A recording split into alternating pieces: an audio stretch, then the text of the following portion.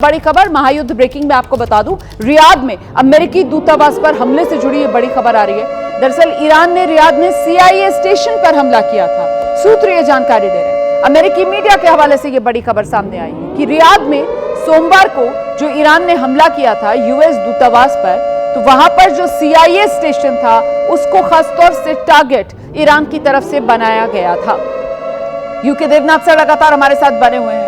UK Debnath sir, वो जहां पर हमने बातचीत का अपना सिलसिला रोका था कि साहब ये जिस तरीके से खाड़ी के देशों पर हमले, भले ही वो US बेसिस पर ईरान की तरफ से हमले किए जा रहे हों, या जैसा कि आप बता रहे थे उन 5 स्टार होटल्स जहां पर अमेरिकी सैनिक ठहरे हुए हैं, या दुबई में हमने देखा था कल खुद ईरान की तरफ से कहा गया रेजिडेंशियल एरिया में उसने जिस बिल्डिंग को टारगेट किया कि साहब यहां पर US सैनिक ठहरे हुए थे। पर सवाल ये कि क्या अपने पड़ोसी देशों के साथ ईरान अपने रिश्ते लगातार और खराब करता हुआ नजर आ रहा है अमेरिका और इजरायल के साथ छिड़ी इस जंग के बीच?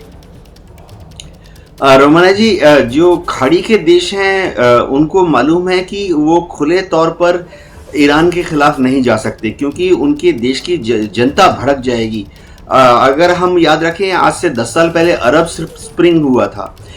ये अरब स्प्रिंग 2 हो जाएगा अगर खाड़ी के देश खुलकर ईरान के खिलाफ जाएंगे। जो खाड़ी के देश हैं उनको मालूम है कि उनकी जो इकोनॉमी है वो पूरी तरह से कच्चे तेल के व्यापार पर, टूरिज्म पर निर्भर है। और इन सब देशों में आप कहीं भी चले जाइए, अबू धाबी चले जाइए, कुवैत चले जाइए, बड़े बड़े मॉल्स हैं।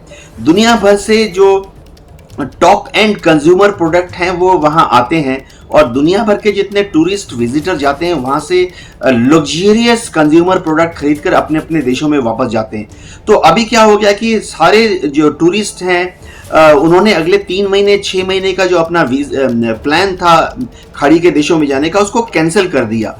तो आप देखेंगे इनकी इकोनॉमी जो है, मॉल सब खाली रहेंगे, होटल सब खाली रहेंगे। तो ऐसी हालत में वो ईरान से ज़्यादा दुश्मनी बढ़ाने की कोशिश नहीं करेंगे। खाड़ी के सारे देश फिलहाल यही चाहते हैं कि युद्ध जल्दी से जल्दी खत्म हो जाए और स्टेबिलिटी आ जाए, रीबिल्डिंग प्रोसेस चालू हो जाए, ताकि फिर से कच्चे तेल का जो एक्सपोर्ट है, जो कि स्ट्रेट ऑफ हॉर्मुज के चोक होने की वजह से थोड़ा रेस्ट्रिक्टेड हो गया है, वो खुल जाए। ये जो हम बात कर रहे थे कि शेयर मार्केट धड़ाम से गिर गया है, इसका बहुत बड़ा कारण है कि जो खाड़ी के देश हैं इनके यहाँ पर जो इन्वेस्टमेंट है, यूरोपियन इन्वेस्टर वो भाग गया है। अमेरिकन इन्वेस्टर खाड़ी के देशों में जो थे वो अपनी इन्वेस्टमेंट को वहाँ से निकाल के बाहर निकल रहे हैं, क्योंकि सबका ये आकलन है कि खाड़ी में जो व्यापार है, टूरिज्म है, और जो उनके जो मॉल्स हैं उनको खड़ा होने में अभी 1 साल समय लग जाएगा। और इन्वेस्टर्स क्या चाहता है, वो क्विक रिटर्न चाहता है। इसीलिए इन्वेस्टर अपना पैसा खाड़ी से जो डायरेक्ट व्यापार करते हैं उन देशों से निकाल कर उसको वो ले जा रहे हैं चीन के व्यापार में, हांगकांग में, मलेशिया, सिंगापुर। तो इन्वेस्टर अपना पैसा निकाल के जा रहा है। अब खाड़ी के देशों में उनकी एक बहुत बड़ी दिक्कत ये है, ये समझना पड़ेगा कि अगर उनके यहाँ पे उनकी जनता विद्रोह में खड़ी हो गई तो उनकी जो फौज है, उनकी जो पुलिस है, वो भी इतनी स्ट्रांग नहीं होती है कि वो जनता के विद्रोह को कंट्रोल में रख सके। हम याद कर सकते हैं आज से 20 साल पहले जब जॉर्डन के किंग के खिलाफ आम जनता खड़ी हो गई थी जी, तो जॉर्डन को पाकिस्तान से 10,000 ट्रूप्स को इंपोर्ट करना पड़ा था जॉर्डन के भीड़ पर काबू रखने के लिए, विद्रोह को दबाने के लिए। आप बिल्कुल सही कह रहे हैं सर। आप रहिए मेरे साथ, मैं लौटूंगी आपके पास। इस बीच एक और बड़ी खबर आ रही है, महायुद्ध ब्रेकिंग सामने है। लेबनान में विरोध होने से बौखला गया है हिजबुल्लाह, और बेरूत में एक दुकान पर हिजबुल्लाह के लड़ाकों ने गोलियां चला दी हैं। दुकानदार ने लेबनान को युद्ध में घसीटने पर आलोचना की थी, और ऐसे में हिजबुल्लाह ने उसी दुकान को निशाने पर लिया। दुकान पर ताबड़तोड़ गोलियां जो हिजबुल्लाह की तरफ से चलाई गई है। बेरूत में ये दुकान जिसको हिजबुल्लाह के लड़ाकों ने अपने निशाने पर लिया, तो चुन चुन कर इजरायल की तरफ से बेरूत में हिजबुल्लाह के ठिकानों को नष्ट किया जा रहा है।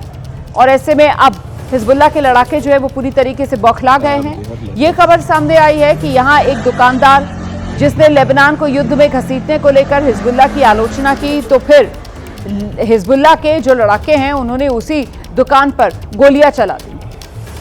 हम सीधे रुक करेंगे, खास मेहमान यूके देवनाथ जी लगातार हमारे साथ बने हुए हैं। यूके देवनाथ सर, अब जरा बिग पिक्चर की अगर बात की जाए तो आपको क्या लगता है कि ये अमेरिका इजरायल वर्सेस ईरान वाला जो मामला है, इससे ग्लोबल ऑर्डर पर क्या असर पड़ेगा या नहीं, कोई फर्क नहीं पड़ने जा रहा? ग्लोबल ऑर्डर पर बहुत बड़ा फर्क पड़ेगा, क्योंकि अब अमेरिका जो कोशिश कर रहा है कि दुनिया में एकमात्र सुपर पावर अमेरिका होगा, शायद धुरी उस तरफ ही मुड़ रही है। रूस जो है वो यूक्रेन के युद्ध में नाक तक डूबा हुआ है, और रूस को दुनिया में बाकी किसी क्षेत्र पर अपना इन्फ्लुएंस बढ़ाने के लिए एक्स्ट्रा रिसोर्सेस नहीं बच रहे हैं। चीन जो है, शी जिनपिंग ने तय कर लिया है कि वो अपने पीएलए की आर्मी, नेवी, एयरफोर्स को कंजर्व करेंगे, बढ़ाएंगे, क्योंकि उनका अल्टीमेट गोल जो है, एकमात्र फोकस का जो बिंदु है वो है ताइवान, ताइवान और ताइवान। तो शी जिनपिंग भी अपनी फौजों को या अपनी जो मिलिट्री रिसोर्सेज हैं उनको ईरान की तरफ नहीं बढ़ा पा रहे हैं।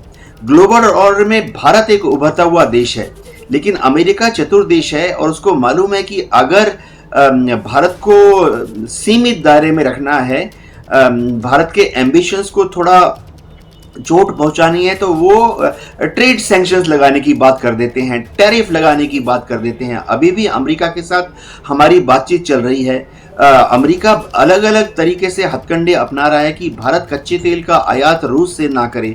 2018 में अमेरिका ने ईरान पर सैंक्शन लगा दिया था। कच्चा तेल तो हमने लेना कम ही कर दिया है, मतलब जो अमेरिका ने चाहा वो तो हो ही गया ना। हाँ रोमाना जी, अमेरिका जो कह रहा है वो हो रहा है। इसका बहुत बड़ा कारण है कि अमेरिका ने long term strategic human resource का इन्वेस्टमेंट किया था। उनकी एक चालाकी है जो कि दुनिया के दोस्त समझते नहीं है। अगर आप देखें, पिछले 80 साल से 70 साल से 60 साल से लगातार अमेरिका दुनिया भर से स्टूडेंट कम्युनिटी को अपने यहाँ स्कॉलरशिप पर बुलाता रहता है। तो चाहे चीन हो, चाहे भारत हो, हमारे जब, या दुनिया का कोई भी देश हो, फिलीपींस है, जब हमारे बच्चे अमेरिका में 3 साल 4 साल स्टडी करते हैं, उसके बाद अमेरिका में 5 साल 10 साल जॉब भी कर लेते हैं, तो उनका सोचने का तरीका भी अमेरिकन हो जाता है, पश्चिमी हो जाता है। और जब वो वापस जाते हैं, चाहे चीन में वापस जाएं, फिलीपींस में वापस जाएं, इंडिया में वापस जाएं, ये बच्चे जो हैं तब तक पावरफुल पोजीशन में आ जाते हैं। अमेरिका रिटर्न है, डायरेक्टली वो आके इंडिया में किसी कंपनी में वाइस प्रेसिडेंट या सीईओ बन जाता है। तो ये पश्चिमी भावना से ओतप्रोत होते हैं, अमेरिकन वे ऑफ थिंकिंग है। तो आप देखेंगे जैसे चीन में भी अमेरिकन मल्टीनेशनल इतने हावी हैं। चीन जैसे कम्युनिस्ट कंट्री में 70 साल पहले कम्युनिस्ट कंट्री था, वहां पर भी अगर मैकडोनाल्ड अपना बर्गर बेच रहा है, पिज्जा बेच रहा है, तो ये दिखाता है कि किस तरह से चीन में अमेरिका का भी प्रभाव बढ़ता जा रहा है। आज देखिए, आप एक वियतनाम जैसे कम्युनिस्ट कंट्री में चले जाइए, तो मतलब आप कह रहे हैं कि अब इसमें कोई शक व शुबा बाकी नहीं रहा है कि दुनिया का नया राजा अमेरिका ही है और हर तरफ अमेरिका का प्रभुत्व दिख रहा है। भारत से लेकर चीन तक कोई भी अमेरिका के सामने कहीं दूर दूर तक टिकने का आप सोच भी नहीं सकते। ये आपका असेसमेंट सामने आ रहा है देवनाथ सर। इस बीच एक और बड़ी खबर, महायुद्ध ब्रेकिंग का मैं रुख करने जा रही हूं। इजरायल पर ईरान और लेबनान के हमले जारी हैं। लेबनान की ओर से इजरायल पर रॉकेट दाग दिया गया है। इजरायली सेना ने रॉकेट हमले को नाकाम भी कर दिया। ईरान ने भी इजरायल पर मिसाइल्स दागी। ईरान की कुछ मिसाइल्स जो हैं वो टारगेट पर जाकर गिर रही हैं। ईरान की कुछ मिसाइल्स जो हैं उसको इजरायल जो है वो न्यूट्रलाइज भी कर पा रहा है। लेकिन कुल मिलाकर ये भीषण हमलों का दौर लगातार जारी, वार पलटवार का सिलसिला लगातार जारी। तो ये तस्वीरें जो आप देख रहे हैं, इजरायल की तस्वीरें देख रहे हैं आप। इजरायल में किस तरीके से नुकसान ईरान हिजबुल्लाह की तरफ से पहुंचाया गया है, उसकी ये तस्वीरें। इजरायल भी जोरदार तरीके से नेस्तनाबूद करने में जुटा है हिजबुल्लाह को, लेबनान में एक के बाद एक हमले करके, और वहीं दूसरी तरफ ईरान पर हमले करके।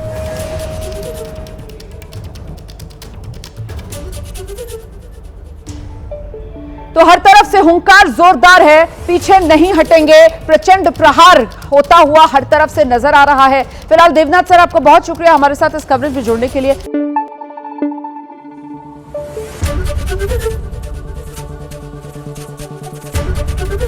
एबीपी न्यूज आपको रखे आगे।